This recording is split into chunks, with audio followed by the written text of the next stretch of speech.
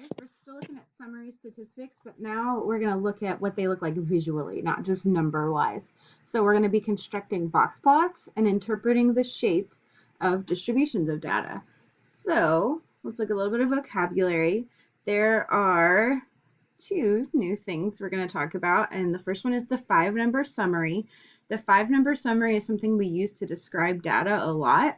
So there are 5 values, surprise, and they're all numbers. So you have the minimum value, you have Q1, you have the median, Q3, and the max value.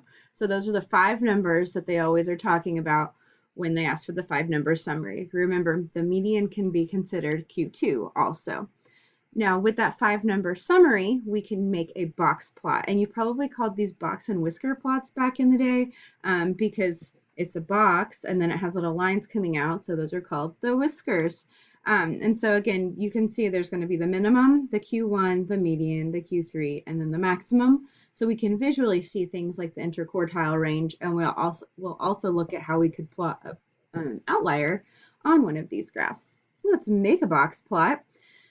So in order to find a box plot, to make your box plot, construct it. There we go, use real words. The first thing you're going to have to do is find the 5-number summary of your data set. So that's kind of using everything we've talked about. You're going to have to find the median, then you're going to have to find Q1 and Q3, and then obviously your minimum and maximum. So make sure that your data is in order.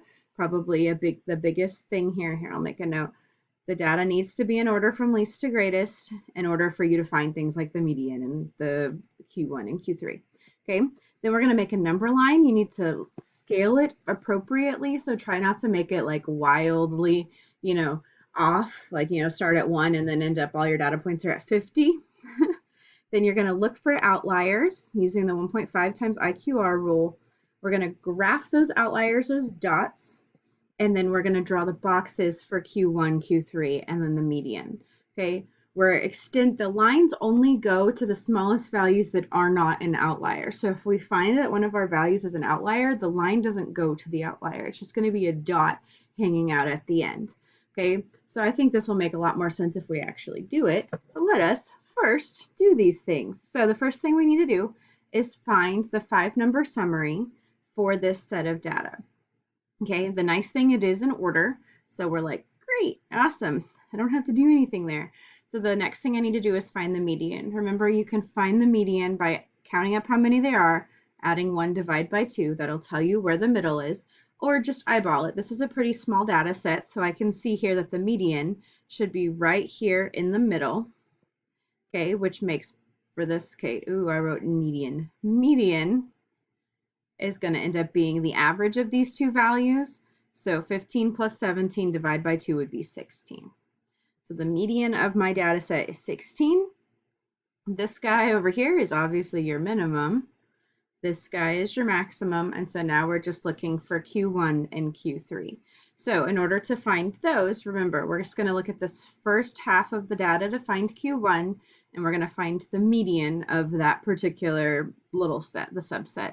So if I look here, halfway in between, surprise is 14 and 14, which means you can take the average, whatever, the mean. And so Q1 is going to also be 14. And then Q3, again, just look at this back half of the data set. Take the average of these two, so 18 plus 21 divided by 2, and you should get 19.5 is Q3. Oh, that kind of bothers me. I put the number on the top. Okay, so your 5-number summary that you're looking at is 13, 14, 16, 19.5, and 29. Okay, so again, they're in order. They go min, Q1, median, Q3, and then max. So once I have that, the next thing I'm going to do is check for outliers, because if I have an outlier, that's going to change how I graph it on my lovely little number line that I have cheated and already made down there. Okay, so in order to check for an outlier, remember we have to find the IQR. So in this case, the interquartile range is going to be Q3 minus Q1.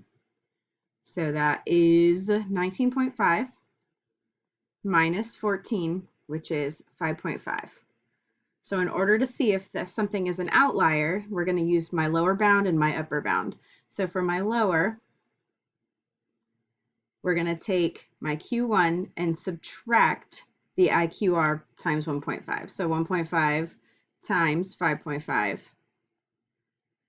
And if I get that, my lower bound of my data should be 5.75, which is good. I don't have anything that is below that value. Everything is bigger, so we don't have any outliers towards the right of my data. Okay, I'm going to do the same thing for the upper bound. I'm going to take Q3 and add 1.5 times the IQR. And in that case, that is 27.75. So any values in my data set that are above 27.75 are bad, they are outliers. So this right here, this maximum value, that is actually an outlier. So 29 is the outlier. And if you're going to graph this on your graph, that means then that your whisker is only going to extend to the next value. So let's plot all these things. Again, when you make your box plot, make sure that your number line is, symmetric, like the points are all going. I could not have drawn this in the amount of time that we would need in order to do this. So the first thing you're going to do is put a dot wherever there's an outlier. So there's an outlier at 29. And we're going to do this above the little scale that we drew. Then I'm going to put little lines wherever there's another important point in my 5-number summary. So I have a minimum at 13. I have my Q1 is at 14. Oops. My median is at 16. I really should just get lines for this. My Q3 is at 19.5, so we're just going to eyeball it. And then my next value my next highest value that's not an outlier is at 21. So that's going to be the other part right here. I'm going to make a box out of these guys and extend these to make my little whisker things. And then I have my outlier hanging out all the way over here. Okay. So again, in order to get the box plot drawn, you have to have your 5-number summary. You check for outliers to see if you're going to have a dot or if your line is just going to extend all the way out. And then there's your lovely little box plot. So beautiful. Mine is kind of wonky. It's okay, because surprise, your calculator can also do this for you. And you can actually make your box plot and make sure you're looking at something that maybe is correctly drawn. So the first thing that you need to do is obviously enter your data. And remember, we did this. Make sure you hit clear on your list, not delete, and then enter in all of your data into L1. Once you have L1 done, you hit stat, you go over to calc, and you pick one variable, statistics. That's actually going to get me my 5-number summary. You have to scroll down a little bit, but your 5-number summary is right here. I'm using the same set of data from the beginning, by the way, just in case you couldn't tell. So right here is my 5-number summary. Surprise, it's all the same numbers that we found. We're not dumb.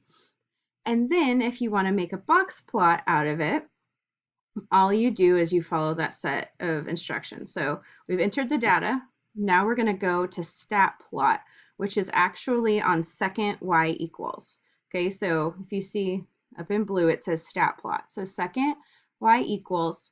And what you're going to want to do is turn one of the plots on. I usually just turn plot 1 on because obviously that's the first one. You're going to press enter, and then you're going to highlight the on and then press enter again. Now, if you're trying to graph something else, you may need to turn the plot off. So just remember how to get to this screen and turn it off. Then you're going to select the box plot. I tend to select the one that shows me the outlier. So that's the 4th option right here that has the dots instead of just the lines. So that way I can see for a fact if it's an outlier. And then you shouldn't have to change anything else. Okay, everything else is there unless you really want to change the marks or whatever on there. So the last thing you're going to do is you're going to press your zoom button. If you just press graph right now, you're probably not going to see much. So if you hit zoom and then you're going to pick zoom stat, which is number 9, and it's going to make a nice window for you to see. So surprise, this is pretty much exactly what my other one looked like, just much more symmetric and beautiful looking. So yay, your calculator can make your box plot for you. All right, so the last thing that we're going to talk about is different types of distributions. So knowing how to make the box plot, now we can describe things about distributions. So that's just, when I say distribution, I just mean how is the data, what does it look like? So there's three different options that you're going to see here. You're going to see symmetric data, you're going to see left skewed and right skewed data. So if it's left skewed, if you look right here, you can kind of see it's all centered kind of in the side over to the right side. So the tail is longer on the left. Same deal with this right skewed. Okay. Symmetric, on the other hand, is pretty much you could fold it in half. Surprise. So there's some words down here that are kind of helping us out. It says if the distance from the median to the minimum is greater than the distance from the median to the maximum, then the distribution is left skewed. So if you look here, the distance from the minimum to the median is considerably bigger than the distance from the median to the maximum on this one. So you can see there's more data over there. It's left skewed. Okay, whereas in symmetric, the distance from the median to the minimum and maximum are about the same. Okay, they may not be exactly the same, but when we deal with roughly symmetric sketches, there you go. Okay, and then right skewed, the distance from the median to the maximum is greater than the distance from the median to the minimum. Okay, so that's all it's talking about there. So I have some examples of some box plots just so we can kind of look at them. So describing these distributions. So if you're asked to describe a distribution using a box plot, which I don't think we do on the quiz, but you'll probably see it in the future. If you look here, this first example is roughly symmetric because if you look, this red box is about the same distance as the blue box. Okay, so the distance from the median to the max and min are about the same. The center is at 4. That's going to be your median, about, and the middle 50%. So that IQR is about, it spans about 2 units. It goes from 3 to 5. Okay, and then the whole set has a range of 6. It goes from 1 to 7, so that's 6, and there are no outliers. We would know if there was an outlier if there was a dot. Okay. If I look at this next one, number 7, it says the distribution is right skewed because this red little box is smaller than this blue. Okay, the distance from the min to the median is smaller than the distance from the median to the maximum. Okay, the center is about 31, 32, however you estimated that. And then the middle 50, the IQR, goes from about, it says it's at 13, I don't know. Goes from 42 to whatever that would be, 29, I guess. And there are no outliers again. So if you look at this next one, number 8, this one does have an outlier because there's a dot. Okay, this is also right skewed because the distance from the minimum to the median is really, it's totally way smaller than the distance from the median to the maximum. Okay, the median again is at 15, and then the IQR goes from 10 to probably about 25, and there is one outlier. Okay, so that's kind of the idea of how you would describe a distribution with words. Again, I'm not going to make you do that. I'm just going to make you make box plots because that's pretty straightforward, and you can use your calculator for it. So again, there are 3 different types of distributions.